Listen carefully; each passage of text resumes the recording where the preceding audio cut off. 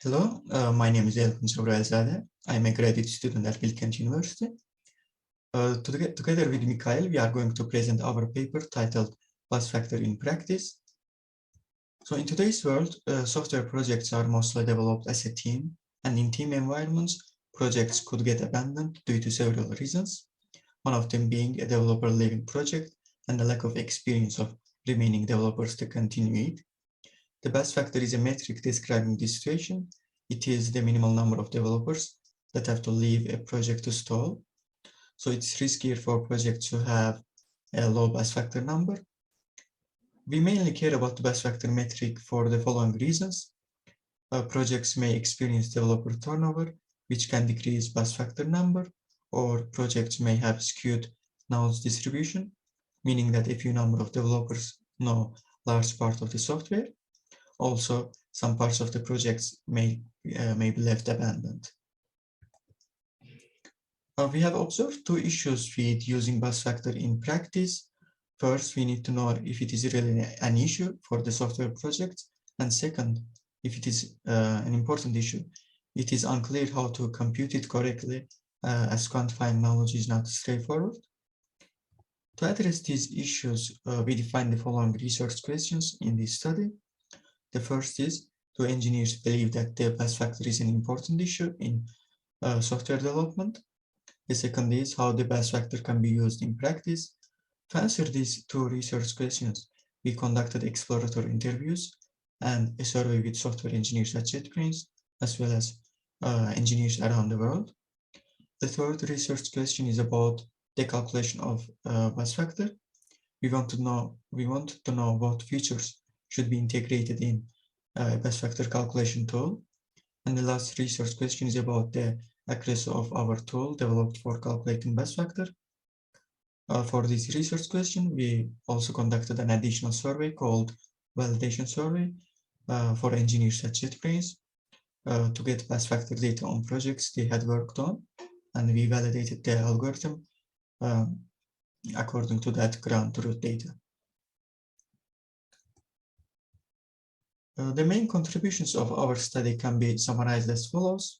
First, we proposed a new multimodal bus factor calculation algorithm that utilizes code reviews and meeting data in addition to code commits, and we validated the algorithm using data collected in a validation survey at JetBrains. We also conducted exploratory interviews and the developer survey to get practitioners' opinions on bus factor importance and the relevance to software projects. Now, Mikhail is going to talk about the exploratory interviews and the general survey. Hi, my name is Misha Evtukhiev. I'm from ICSE at JetBrains Research. I'll carry on to describe the surveys and interviews we did in this study. I'll explain why we did this part of the study and tell what we found about the bus factor in general and about our computation in particular. Let me start with the motivation. Avelino and others have shown that for at least the open source project, the bus factor problem happens fairly often. However, this doesn't mean that the bus factor is an important health metric. For example, it is possible the bus factor problem happened because it was simply the end of life for the unneeded project. Another option is that the bus factor problem is perceived as unimportant or improbable as compared to other problems that arise in collective development, so the engineers have little motivation to address it. Thus, it is interesting to check how engineers perceive the bus factor. We did the other part of the survey and the interviews to validate the bus factor estimation algorithm. A standard approach used by, for example, Avelino and others, estimates the bus factor solely from the VCS history and doesn't account for the knowledge decay.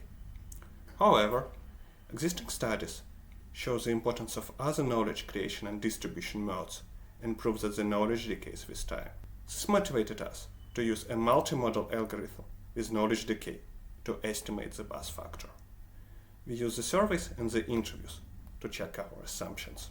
Let us start with how the bus factor problem happens and why it is often not addressed. According to the interviews, the bus factor problem emerges when the project has bus factor equals to 1 due to some crucial subsystem having exactly one engineer working on it. The bus factor problem then happens when this key engineer leaves the project and the rest of the team has to pick up the development. It may be hard to do that.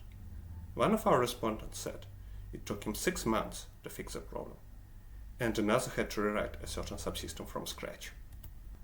The respondents describe several reasons for why bus factor problem or other collective development problems are not addressed.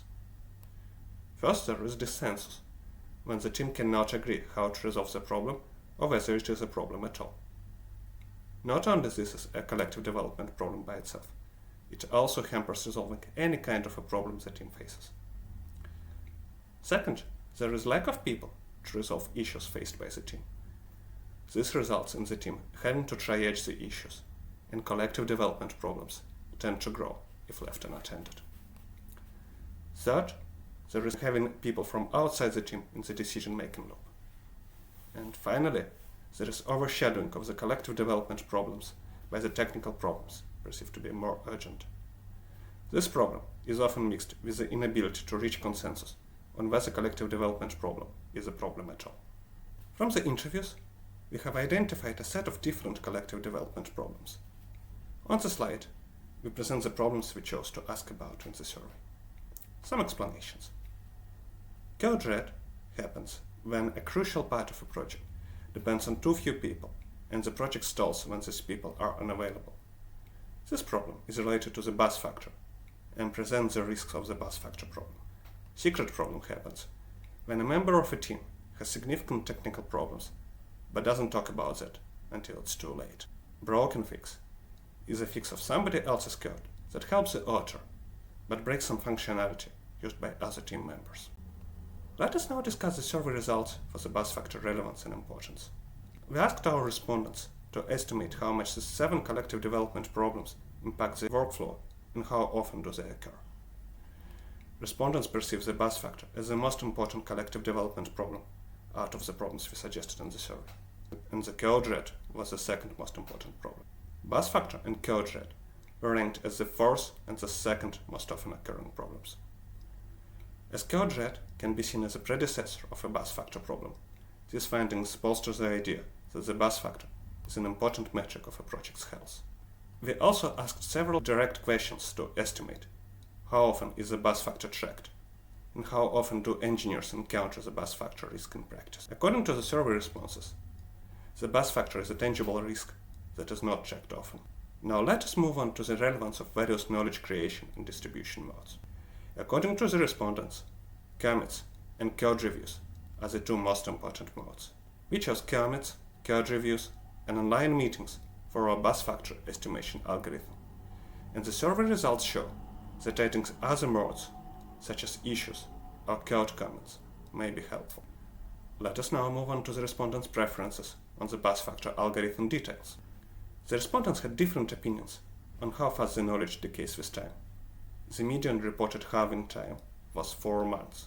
The respondents also had different opinions on the desired level of granularity for the bus factor calculation. These disagreements may be explained by differences in the content and structure of various projects. For example, a large project may face a bus factor risk when one of its critical modules reaches 0 bus factor. On the other hand, the bus factor data for the whole project may be enough for the smaller project. Thus, a user of a bus factor tracking tool should be able to tune the parameters, such as knowledge decay rate. It is possible that the users will fit the tool to their biases, but a one-size-fits-all solution cannot cover all the kinds of various software projects. Respondents also suggested other information to report with the bus factor. See the suggestions on the slide. Different engineers have different, even contradictory requests for the output of the tool. For example, one of our respondents explicitly told us he would like suggestions on how the team members can be rotated between various parts of the project to increase the bus factor. Another respondent, however, told us that he would not like to see any suggestions on who should do what. This highlights that the tool report should be modular, with the option to switch off a particular mode not desired by the user. Let us now discuss what can engineers do with a project that has parts with low bus factor. Our interview and survey respondents have suggested several ways to address the issue. We would like to highlight that our tool, or any tool, should never be perceived as an ultimate arbiter on the bus factor or any other health metric of a project. The tool should be used as an additional source of information on the project that allows condensing scattered information about the code ownership into a small description with an inevitable loss of context.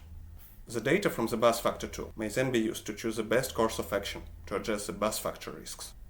Reporting the bus factor metric, and especially the key engineers part of it, may backfire. Some of the concerns mentioned by the respondents are listed on the slide. It is interesting that the respondents' concerns were less pronounced during the interviews, while some of the survey responses were strongly avoided. For example, one of the survey respondents wrote that it is inappropriate to ask about the bus factor of a project you don't work on. We believe this difference we observed means that the reasons and the use cases for the tool should be explained to the team. We also believe that the tool should be used on an opt-in basis per team, and the opt-in decision should involve the development team. Now, Elgun will talk about the bus factor algorithm and the validation survey. I'm going to continue on the description of our algorithm and a brief discussion on the previous works on bus factor calculation. There has been several studies on calculating bus factor, where all of them relied on data from source code. There was a study by Ferreira et al. On comparison of different bus factor calculation algorithms. They concluded that the best was the algorithm designed by Avelino et al. So we took this algorithm as the baseline. The algorithm is based on the degree of authorship formula, which takes a developer file pair and calculates an authorship score of the given developer to the given file. There are three factors in the formula. First, authorship indicates if the developer is the creator of the file, number of deliveries indicating the number of commits made by the developer to that file, and number of acceptances indicating the number of commits or changes made by other developers to the given file. But there is also an additional concept in this algorithm, which is about being an author of a file. Author in this case refers to being a major contributor to a file. So for the developer to be an author of a file, two conditions should be met. Degree of authorship score of the developer should be greater than 3.293, and the normalized degree of authorship should be greater than 0.75 or 75%. To calculate the bus factor of a project, the following steps are performed by the algorithm. Iteratively, the developer with the most authorship score is being removed from developers list and added to the key developers list. During this stage, if there is a file with no authors, then it will be removed and that file will be considered as abandoned. The algorithm iterates until more than 50% of the files in the project are abandoned. In the end, the size of key developer list is returned as the bus factor. Our algorithm is similar to the algorithm designed by Avelino et al. We adjusted the degree of authorship formula by integrating code reviews and meetings data from JetBrains Space. Space is an all-in-one software development tool consisting of features such as hosting Git repositories, conducting code reviews, arranging meetings, etc. We also integrated the forgetting curve into the formula by assigning weights to the contributions according to their contribution dates. To validate our algorithm, we conducted a validation survey among JetBrains employees. We had 3 questions in the survey asking developers to list key developers and bus factors of 3 projects they have been working on. We got 14 respondents from 13 different projects from the survey. For the projects with multiple responses, we merged the key developers list. We calculated the mean absolute error of our algorithm and the baseline algorithm for these projects, and ours got a slightly better score. We conclude that integrating additional data leads to more accurate calculation of bus factor. So in conclusion, we conducted exploratory interviews and surveys to get practitioners' opinions on the importance and the relevance of bus factor metric. We found out that it is actually an important health metric for software projects. We also derived best practices for addressing the bus factor issue and presented a set of recommendations and requests for the design of bus factor calculation algorithm. We developed a multimodal bus factor calculation algorithm by integrating code reviews, meetings, and forgetting curve to the degree of authorship formula, in addition to the code commits, where we observed an improvement of 0.34 in terms of mean absolute error score over the previous state-of-the-art bus factor calculation algorithm. So thank you for listening.